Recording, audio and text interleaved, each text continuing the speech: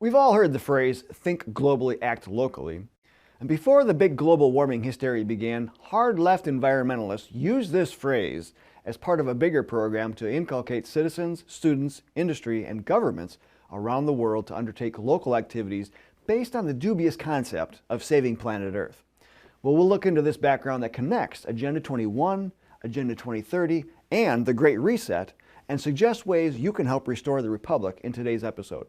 Please be sure to take the suggested actions, including getting a free download of our latest booklet that further explains this and how you can fight it in your local community.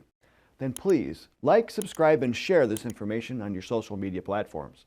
The United Nations began using the specter of environmental sustainability back in 1992 at the first Real Earth Summit. Shortly thereafter, the United Nations Development Program rolled out an incentive program to provide a global platform for civil society and local communities to come together to share ideas and take local actions to address global environmental issues.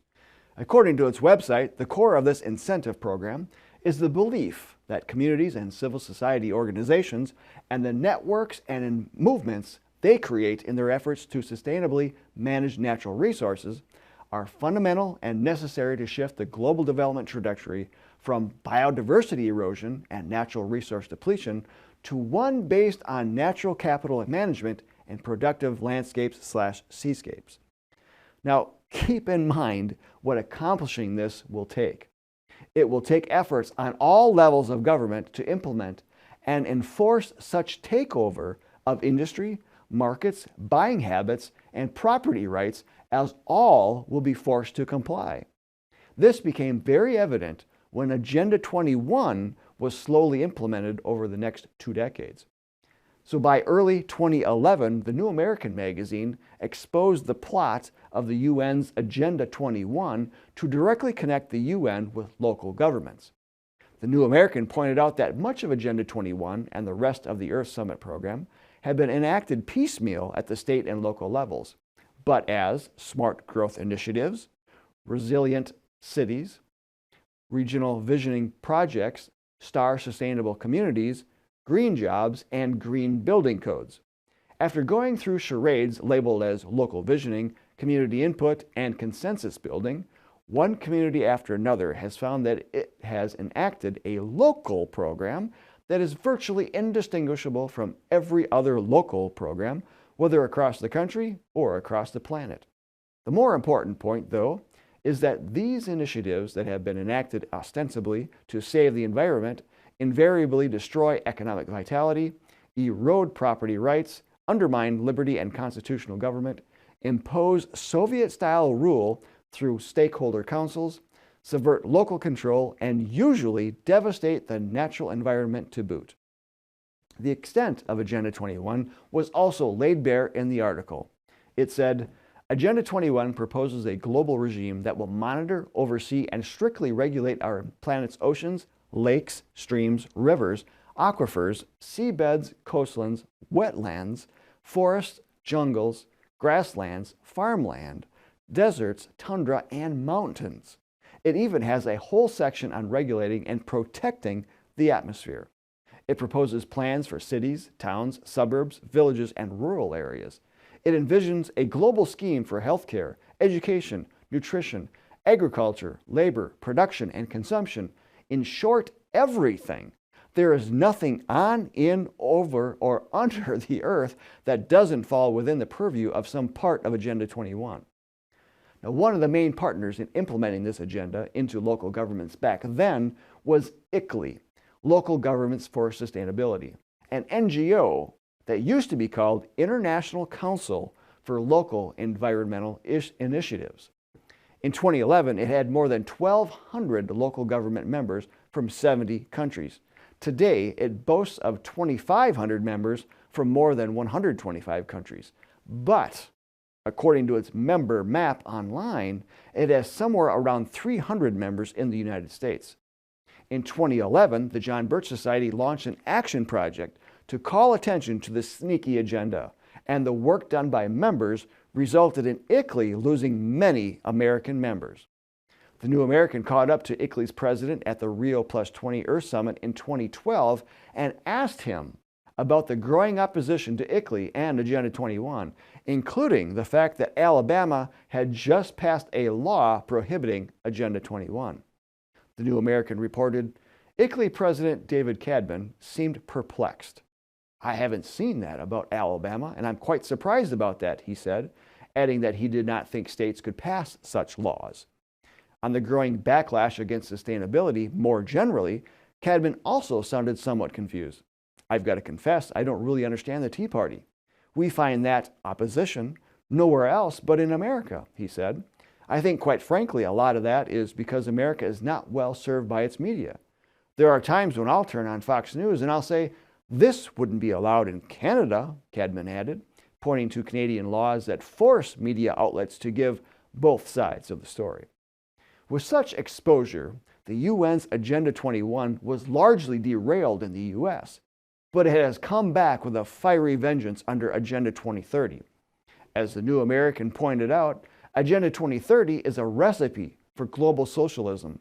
It's touted as a solution to everything from poverty to global warming, but it's really a plan to empower a global governing body.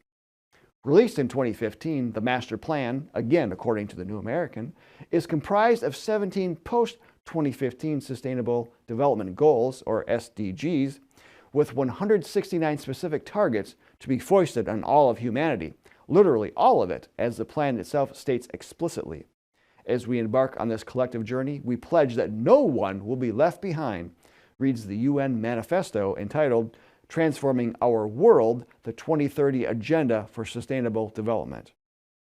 At the time, UN Secretary General Ban Ki-moon said, "What we are announcing today, an agenda for global action for the next 15 years, is a charter for people and planet in the 21st century." While the big buzz term today is the Great Reset as pushed by Klaus Schwab, the United Nations was way ahead of him in terms of wanting to control all of humanity. The planners of the New World Order that founded the United Nations, those that work through the United Nations, and those that are currently working through the United Nations have already begun such a reorientation of society.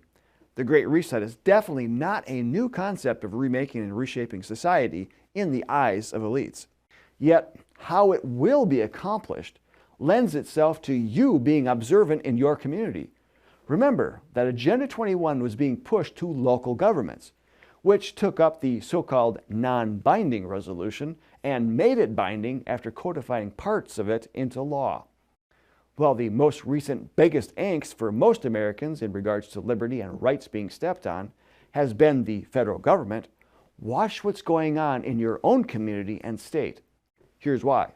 The September-October 2022 issue of Foreign Affairs, the publication of the main globalist think tank Council on Foreign Relations, has an article titled "The Fractured Superpower" that suggests congressional deadlock should lead to states taking an active role in shaping and implementing the global policy agenda.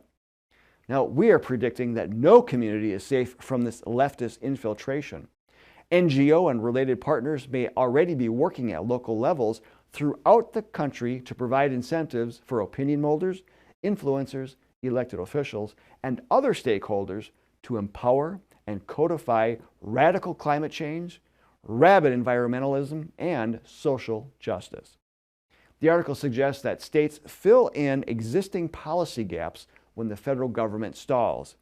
It even insists that states should take advantage of potentially unconstitutional means to advance the global agenda. It reads, "States with outsized stakes in energy, trade, and technology have special incentives to engage in foreign policy. In economic sectors that are underfunded or left unaddressed by Washington, larger states are seeking their own international partnerships or agreements to compensate. In 2014, California began a cap-and-trade agreement with Quebec, allowing the two regions jointly to create the largest carbon market in North America. In 2022, the Massachusetts Biotechnology Council launched a partnership with a European Union health industry trade body to promote cross-border biotechnology research. Although the U.S. Constitution prevents states from entering into formal treaty arrangements, the State Department has interpreted these constraints to apply only to agreements that are legally binding. leaving plenty of room for states to make international arrangements by other means. Folks, globalists are targeting your community to upend your rights and to insert their anti-American agenda. This is a constant threat and one that all of us needs to watch. Start with visiting the ICLEI site to see if your community is a member. If it is, educate your local government to drop its membership and to not accept any funds from NGOs or international bodies offering to help implement any of the Sustainable Development Goals. And as a free gift to you to help battle this takeover, we're offering a download of Exposing the 2030 Agenda, our latest expanded Agenda 2030 booklet. It includes much more information than the printed booklet that we sell, so please download today, read it, and share it with others. Also, please be sure to visit our Stop Agenda 2030 action page for more information on how you can help stop this in your community. And use our legislative alert to tell Congress to get the U.S. out of the United Nations. Links are in the video description. Please be sure to take the suggested actions and like, subscribe, and share this information on your social media platforms. I'm Bill Hahn for the John Birch Society, and until next time, stay informed, stay active, and let's win this, Patriots.